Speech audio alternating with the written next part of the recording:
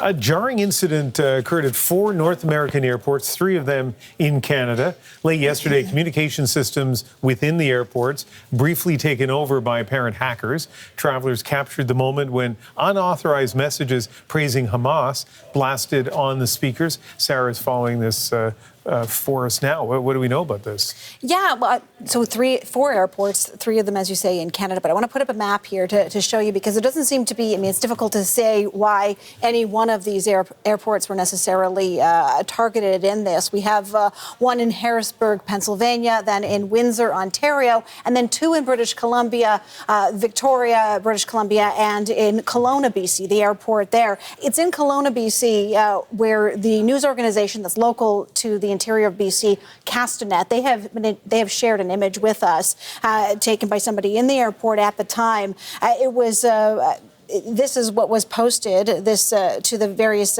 communication boards, the boards that would normally display flight information. The airport saying that this was up there for really only about 20 seconds, the airport says, before they were able to take it down. But on it, there is some profanity, which we have blocked out here. And then the message essentially is claiming Hamas victory and then calling the U.S. President Donald Trump a pig. And we also do have a video out of the Pennsylvania Harrisburg airport of the PA system, the public announcement system that was also hacked here, and a message was played over that PA system.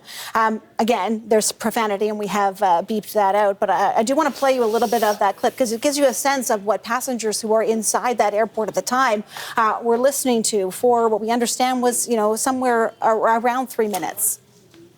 Free, free Palestine. Free, free Palestine. Free, free Palestine.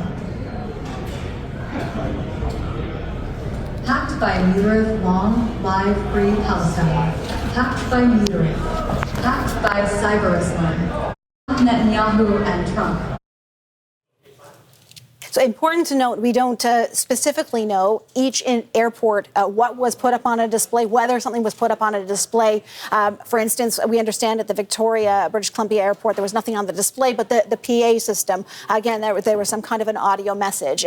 We only have the one audio message from that one airport in the United States. What is, common to all of these 4 airports is that they have all addressed this in the form of a statement, and in those statements, all striking a similar tone and explaining that this was basically a third party gaining access to the terminal's cloud-based external public address. And in the case of Victoria, they explained that this is an outside software provider. And in all cases, that audio does seem to be taken over with some kind, as I say, some kind of a message. In the case of Kelowna, I noted this. It was about 20 seconds, they say, on the screens. There was also some kind of an audio message. A group calling itself Cyber Islam appears to be taking credit for this. And I can say that in the case of Kelowna, there were some flight delays, but things did resume normally in the evening. It was determined not to be any kind of a security threat, and it has been all systems go throughout today. Yeah, so a couple of things here. First of all, it's interesting. In Kelowna, they say that message was only up for 20 seconds. So yet somebody had time to pull out their phone and take a picture of it within those 20 seconds.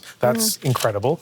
Also, no suggestion that this affected safety of flights in any way, right? Right. No, because, yes, no suggestion that there was. Yeah. There were checks that were done, as we understand it. In the case of Windsor, I don't think there was actually almost anybody in the airport at the time this was happening. These are not particularly large airports, but the common thing is that they all do use this kind of communications system that's a third party, right? Yeah, and I should say, we take care when we do a story like this, because we're not trying to provide a platform for the people who took this over, but at the same time, we feel it's worth reporting, and one of the reasons why it's worth reporting is it shows you the vulnerability of these systems. And imagine if somebody tried to induce panic in an airport by taking over those boards. Transport Canada, what did they say? Yeah, so Transport Canada, as well as these airports, has also put out its own statement. Let me read you what Transport Canada says. It says that the agency is working closely with federal security partners, including law enforcement, to ensure there are no impacts on the safety and security of airport operations and to mitigate disruption from similar incidents in the future. And I think, Ian, you can be sure that all the airports that were affected by this are doing the same to make sure this is something that's not going to happen again. It's taken them by surprise. realize, obviously, that it happened in the first place. Yeah, a lot of concern in Canada about the systems being, computer systems being vulnerable to cyber attacks. Fortunately, as I say, this doesn't affect safety at all, but you just wonder about vulnerability of other areas, other software areas at airports. Sarah, thank you very much. Yeah.